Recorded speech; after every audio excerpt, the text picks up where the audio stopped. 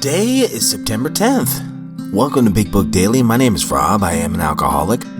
It is a thrill, honor, and joy to be here with you today as we journey through the Big Book of Alcoholics Anonymous and the 12 Steps and 12 Traditions.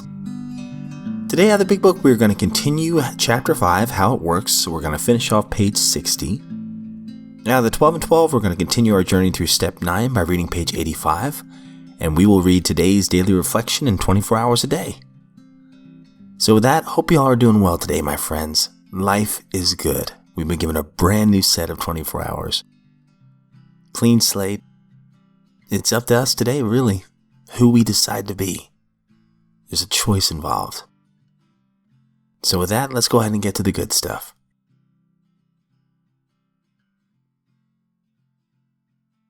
Alright, my friends, so we just finished off the steps yesterday.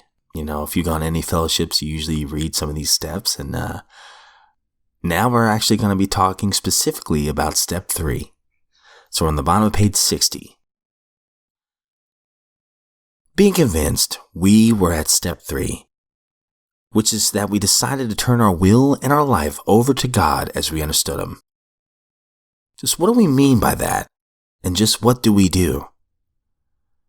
The first requirement is that we be convinced that any life run on self-will can hardly be a success. On that basis, we are almost always in collision with something or somebody, even though our motives are good. Most people try to live by self-propulsion. Each person is like an actor who wants to run the whole show, is forever trying to arrange the lights, the ballet, the scenery, and the rest of the players in his own way. If his arrangements would only stay put, if only people would do as he wished, the show'd be great. Everybody, including himself, would be pleased. Life would be wonderful. In trying to make these arrangements, our actor may sometimes be quite virtuous. He may be kind, considerate, patient, generous, and even modest and self-sacrificing.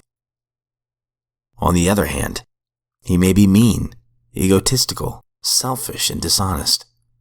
But, as with most humans, he's more likely to have varied traits.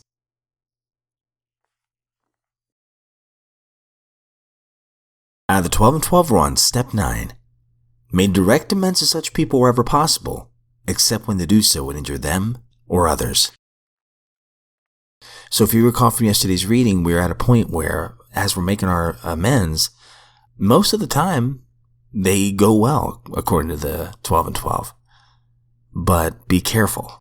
You know, it says right here at the bottom of 84, even our severest and most justified critics will frequently meet us more than halfway on the first trial. So we're going to follow up on that idea on 85. This atmosphere of approval and praise is apt to be so exhilarating as to put us off balance by creating an insatiable appetite for more of the same. Or we may be tipped over in the other direction when, in rare cases, we get a cool and skeptical reception. This will tempt us to argue, or to press our point insistently. Or maybe it will tempt us to discouragement and pessimism. But if we have prepared ourselves well in advance, such reactions will not deflect us from our steady and even purpose. After taking this preliminary trial at making amends, we may enjoy such a sense of relief that we conclude our task is finished. We will want to rest on our laurels. The temptation to skip the more humiliating and dreaded meetings that still remain may be great. We will often manufacture plausible excuses for dodging these issues entirely. Or we may just procrastinate, telling ourselves the time is not yet, when in reality we have already passed up many a fine chance to right a serious wrong. Let's not talk prudence while practicing evasion. As soon as we begin to feel confident in our new way of life and have begun, by our behavior and example, to convince those about us that we are indeed changing for the better, it is usually safe to talk in complete frankness with those who've been seriously affected, even those who may be only a little or not at all aware of what we have done to them. The only exceptions we will make will be the cases where our disclosure would cause actual harm. these conversations can begin in a casual or natural way. But if no such opportunity presents itself, at some point we will want to summon all of our courage and head straight for the person concerned and lay our cards on the table.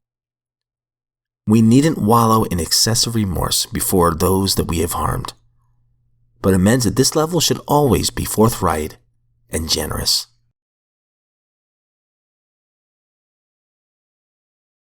Daily Reflection, September 10th.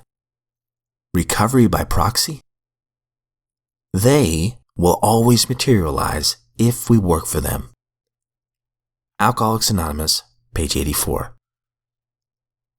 Sometimes I think, making these amends is going too far. No one should have to humble himself like that. However, it is this very humbling of myself that brings me that much closer to the sunlight of the Spirit. AA is the only hope I have if I am to continue healing and gain a life of happiness, friendship, and harmony.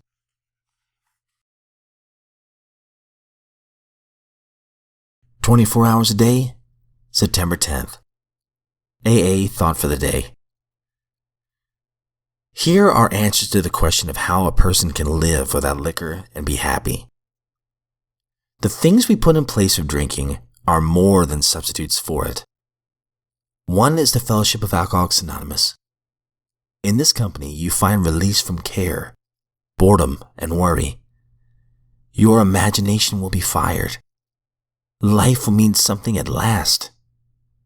The most satisfactory years of your existence lie ahead.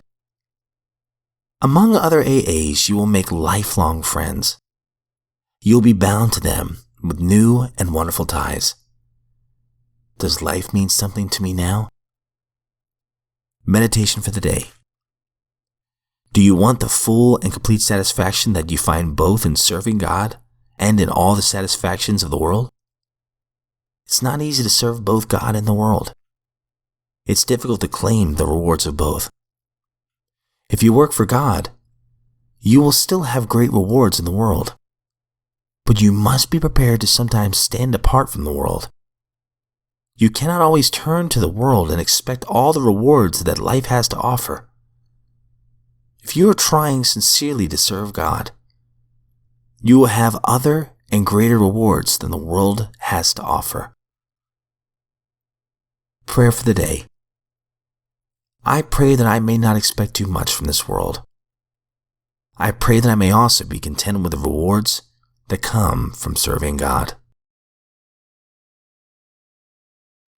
All right, my friends, that concludes today's reading. Man, some beautiful stuff. First of all, going to the 12 and 12. Well, you know, the actor, right? In the big book, wanting to arrange everything. How exhausting that is, because nothing ever really goes according to the way we plan it. Well, I shouldn't say nothing, but most things don't. I know they didn't for me. And it was just exhausting. Trying to get everybody to like me or whatever, you know, hoping that if I do this, X, Y, and Z, maybe this person over here will like me or approve of me or whatever. And if they didn't respond the way I hoped, it would ruin my day. And then going over to the 12 and 12, talking about making those amends. Their reaction shouldn't really matter. We're doing our part, cleaning our side of the street. And we can walk away knowing, hey, I did everything I could.